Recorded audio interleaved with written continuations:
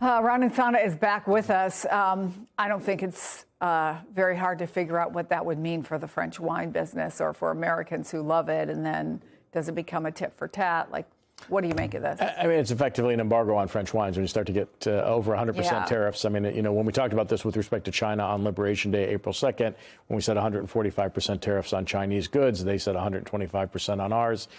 Trade stops, right? And so you start to worry about that. And with everything that's going on with the threatened tariffs of 10 and then ultimately 25% for 8 European countries, this on top of that, the more trade relations deteriorate, the more dicey this becomes, the less activity that takes place. We've seen this already with China, Chris. They have a trade surplus last year that totaled $1.2 trillion, even as exports to the United States declined precipitously. They sold more to the rest of the world. So now you're seeing Canada, Europe, and other countries cut deals with China because of what President Trump is proposing with respect to tariffs, or has already undertaken. Emmanuel Macron was actually speaking at Davos today at the World Economic Forum, which is, of course, where Trump is going to speak tomorrow. I want to play a little bit of what he had to say. We have to fix prosperity in democracies. I mean, it doesn't make sense to have tariffs and be divided, and even to threaten now with additional tariffs.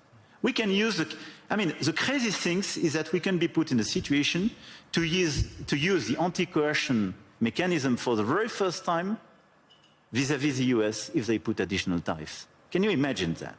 This is crazy. We should say he wasn't wearing sunglasses to look cool. He has an eye condition. So, but he references anti-coercion instrument, which has been referred to as the trade bazooka. Mm-hmm. That's going to be a lot of conversation that we hear at Davos. Talk about it.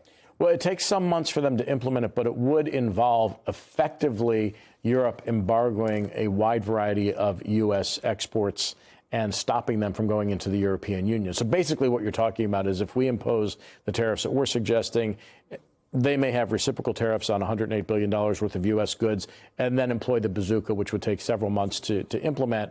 But then you're talking about an all-out trade war. And then you're starting to talk about a real deleterious effect on global economic activities, specifically here and in Europe. China's the ultimate beneficiary of this, rather ironically, since we've been targeting them as an adversary economically for quite a number of years now, and President Trump has even said so. So some of this doesn't make sense, Chris, in so many different ways, nor does the desire to own Greenland when we have, as of 1951, a treaty that allows the United States to put military bases on Greenland, to put troops on Greenland, to use it to protect NATO, to protect the United States, the Western Hemisphere, from either Russian originally or now Chinese aggression.